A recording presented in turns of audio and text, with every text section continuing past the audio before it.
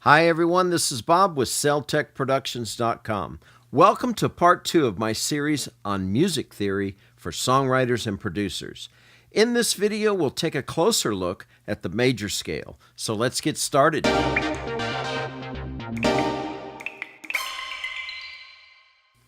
Last time we defined whole steps and half steps and played a scale that everyone is familiar with, the C major scale. It uses all of the white keys on a piano, and it's spelled like this: C, D, E, F, G, A, B, C. Now, what makes up a scale is the relationship of whole steps and half steps. Let's analyze that now by starting on the root note C. The next note is a whole step, and then another whole step, and then a half step. So what we have so far is whole step, half. And then we have whole step, and we finish the last note with a half. So it looks like this: whole step, half, whole step, half. Now that's the way 99% of people explain the major scale. I want to show you a couple of other ways to look at it. So we have a whole step, and a half. And if we just put another whole step to kind of separate the beginning and the end, we have another whole step, half. So if we put this fifth degree, if we put this G in the middle, we have whole step, half. Then you have the G, and then you have whole step, half. Now here's another method that's even easier. So just count the root note as 1, and then every whole step, 2, 3, and then when you get to the half step, it's just half. So it's 1, 2, 3, half, and then you just repeat 1, 2, 3, half. Now you can do that with any starting point. Now we looked at the whole step, half step relationship in the key of C, but it's important to note that the same relationship happens in every major key. Also notice that there are two half steps between E and F, C, D, E, F, and B and C, G, A, B, C. So E and F and B and C. But a more universal way of looking at this, and this again will apply to any key, is the two half steps are between the third and the fourth degree and the seventh and the eighth degree. So just so we're clear on scale degrees, it's just a number starting with the root as number 1. And then you just count 1, 2, 3, 4, 5, 6, 7, 8. And those half steps again are between the 3 and the 4 and the 7 and 8. This seventh degree is also called the leading tone, and it leads you back to the tonic or the 1.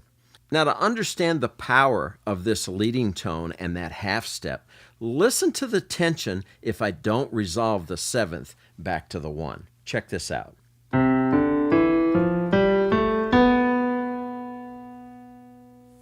Now, doesn't that just drive you crazy that I didn't get back to 1?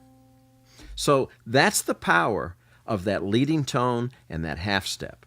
So if you want to find any scale degree like the fifth of C, just start with 1 and count up. 1, 2, 3, 4, 5. So this G is the 5 of C. Now we'll be talking a lot about scale degrees from now on. So let's test this whole step, half step relationship in a major key by starting on another note. Let's just start on G.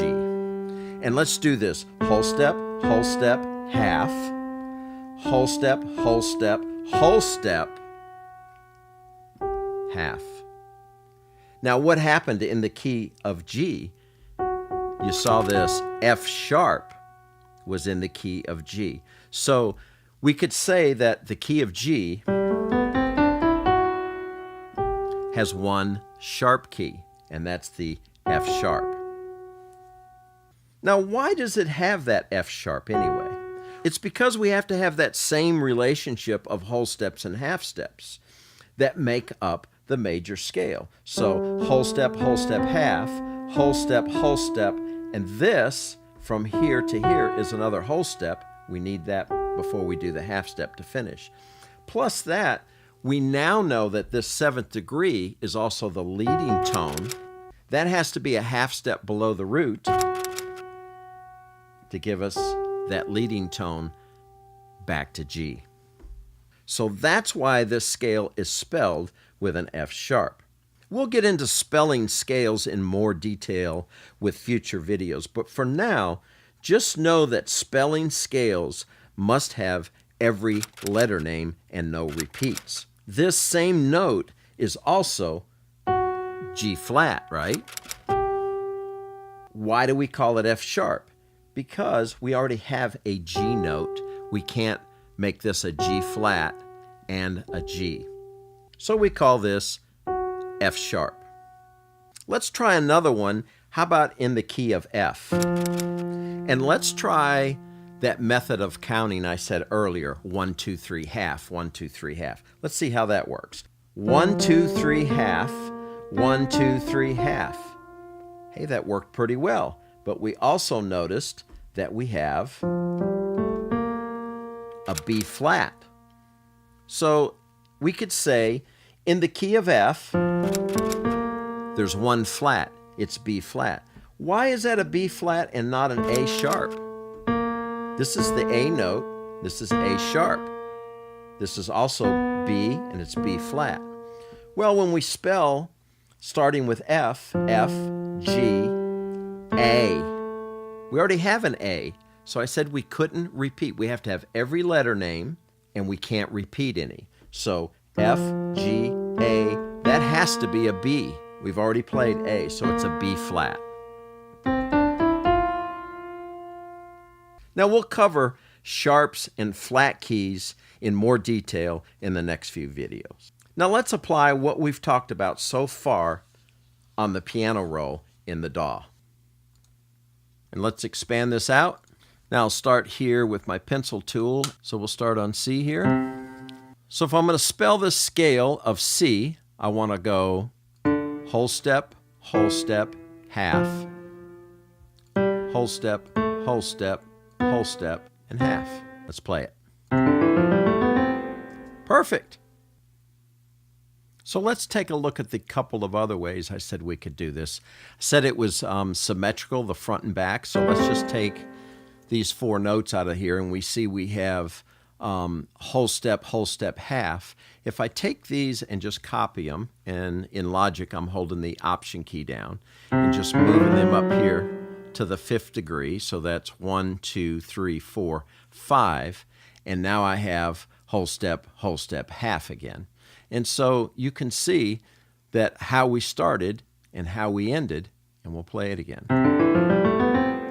So the front and the back are symmetrical. And the other way of coming up with the major key is just count as I suggested. 1, 2, 3, half, 1, 2, 3, half.